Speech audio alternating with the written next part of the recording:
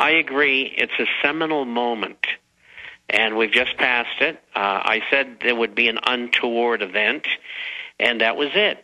And the only question I have about that is that I suspect there's a possibility that the Indians didn't buy that gold. I think there's a possibility that that gold could have been sold some time ago. And what they were effectively doing was completing the transaction by covering a short position. In other words, they had sold, and they would have somebody ostensibly buy it back when, in fact, they weren't. Now, India was one of the signatories to the IMF in 1947, and they chose a number of countries to hold gold, and India was one of them. And perhaps it's possible that the gold that India held may have been sold previously, and India was just saying, well, we're buying it, and that would have completed the transactions because essentially they were sellers on behalf of the IMF before. So that's possible. The other thing is maybe they did, in fact, buy the gold. I don't know which, but I do know one thing. They're both good. And the Chinese say that we can get gold cheaper by buying gold produced in the country. And they're right. They're a big gold producer, but they have to wait for it to be harvested and brought in.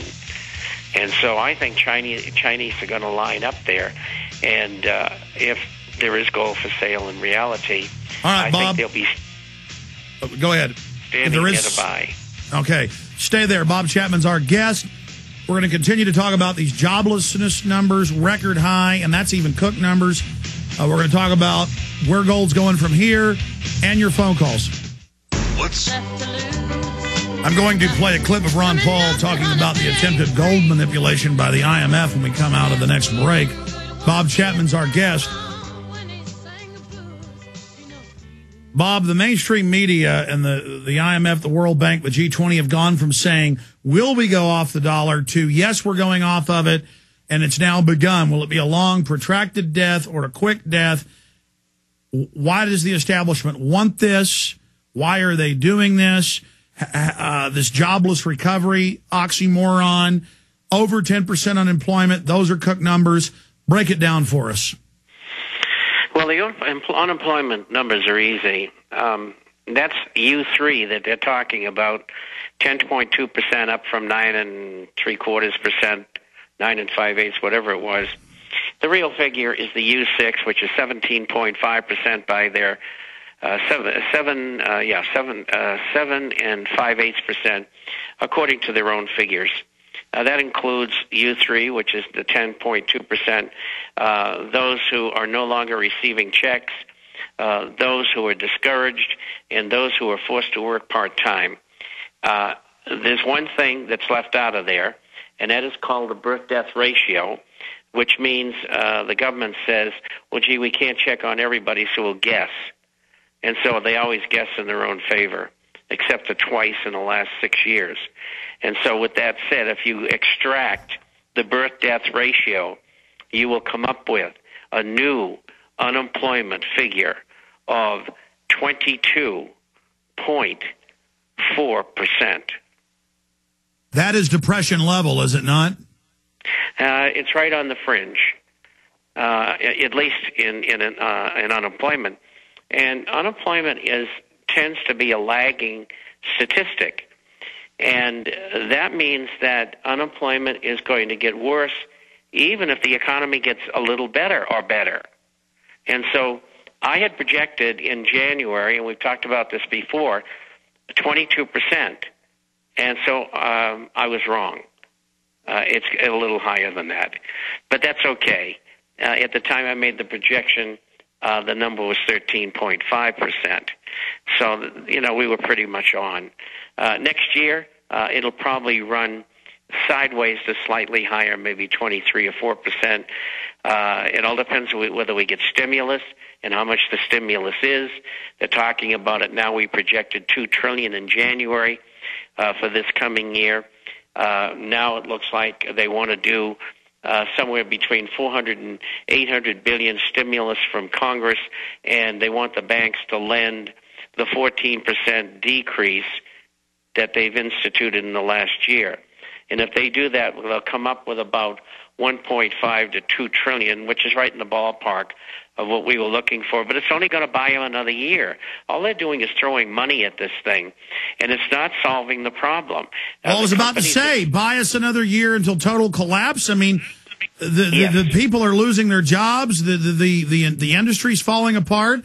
Retail sales are plunging. Every indicator is that the crash is already here, but we have all these painted trollops, the info babes, and the cutesy guys for the girls on Fox and CNN and MSNBC and CNBC explaining to us that, well, it's bad for you but good for the banks, so the economy's good.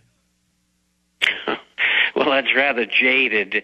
The whole thing is a scam, and in as much as the banks, the brokerage firms, and the insurance companies and transnationals caused this problem in the first place. And they're the ones that are getting bailout, not the transnational, but the others. And so very little has gone to the public. And I noticed they're going to extend unemployment benefits and as well as the $8,000 credit for housing.